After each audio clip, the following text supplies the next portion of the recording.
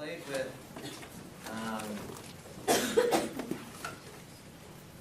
how to go for anything, right? If you knew that it was impossible to fail, and how did we decide that it would be impossible to fail?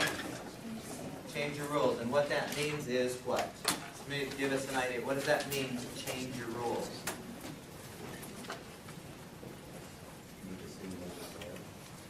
Yeah, make it so that the way you interpret failure never happens. That's the essence of it. Because you're still going to have outcomes. You'll still have outcomes. But you're the one who decides for every one of those outcomes if that's a failure or not, based on how you interpret it. If losing a game of racquetball 15-0 is a failure for you, then you're likely not to play against anyone who is going to beat you 15-0. But if it becomes a learning experience or an enjoyable experience or something that is, you don't care about the score, that's your rule, then you'll play the guy who's going to beat you 15-0. This is more huge than we even can comprehend for us. Because so many of us, I remember when I was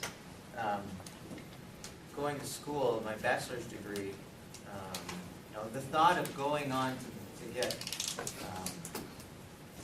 graduate level schooling done, there was no way I would ever consider doing that because I was certain I would fail. I was absolutely certain. I barely made it through my bachelor's degree. It took me 6 years. And I couldn't even decide what I wanted to do. And so I said, I guess I'm going to be a banker for the rest of my life.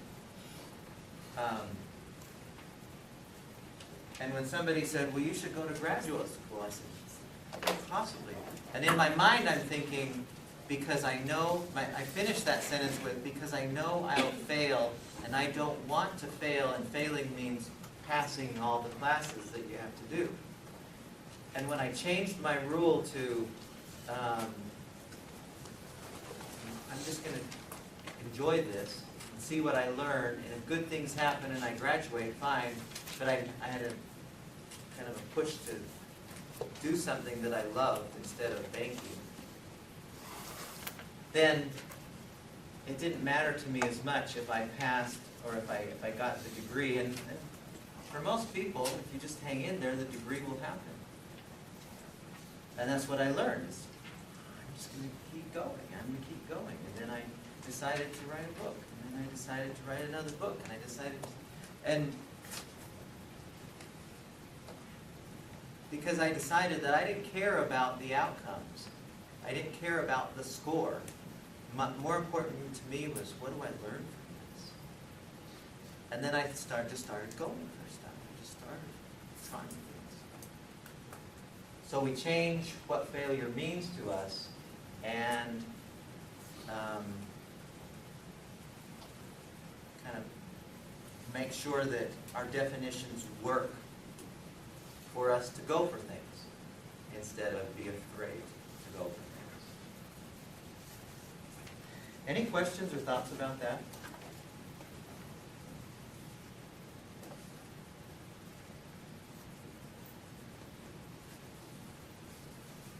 What if you had the notion there is no such thing as failure, only outcomes? How would that change how you function? It was just outcomes. Because really, that's what it is. You give a speech in front of a group, or you apply for a job, and you don't get it, or you make a mess of your speech. Well,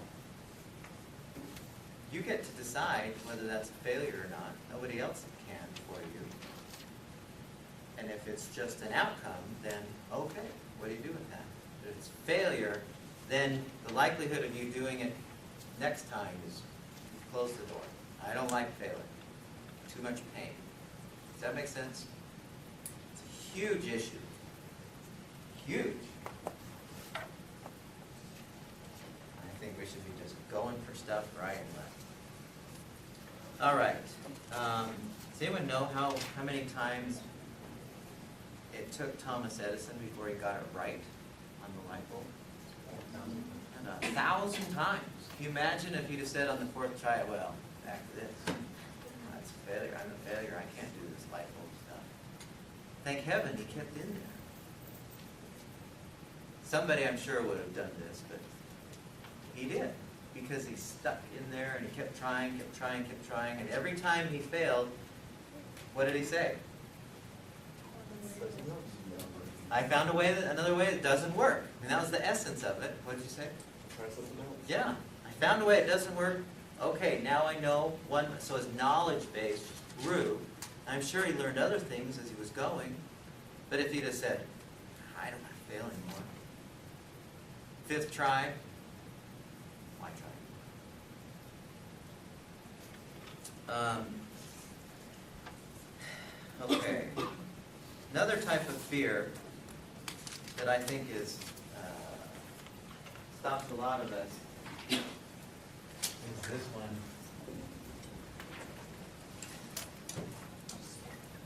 Is where we come up against what we call the unknown.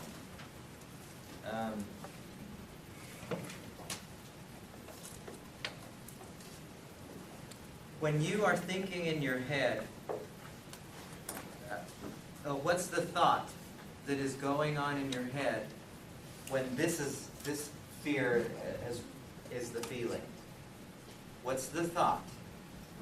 Let's analyze this perfectly. What's the thought?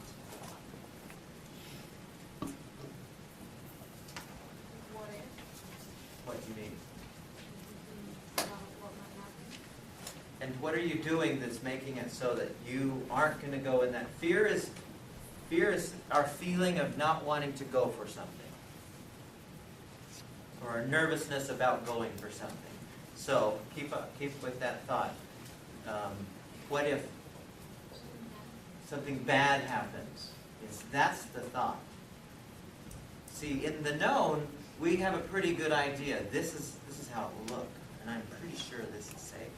But for some reason, we think the unknown is going to hurt. And so we don't go for it. Now, how many times in your life have you done the unknown and managed to stay alive?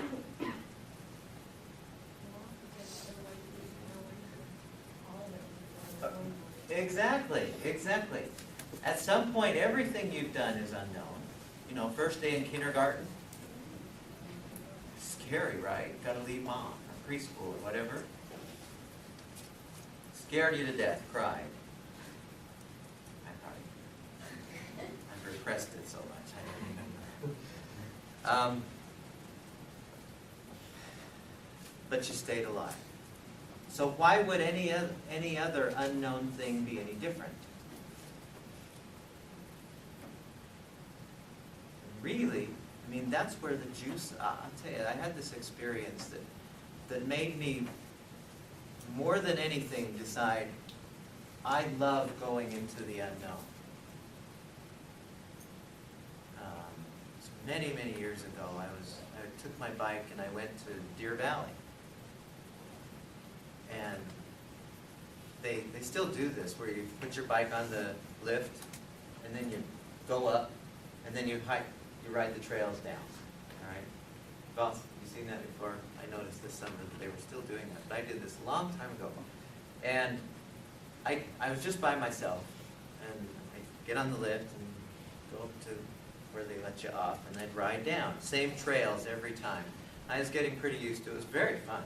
But I got pretty comfortable with those same trails. Well, I noticed on one occasion, I got off and I saw that there was a trail going up. And it was like a deer trail. There was no bike tracks on it. But it was a trail enough that you could get your bike through it. So I thought, I wonder what's up there. I had no idea, and there was no maps that showed what was up.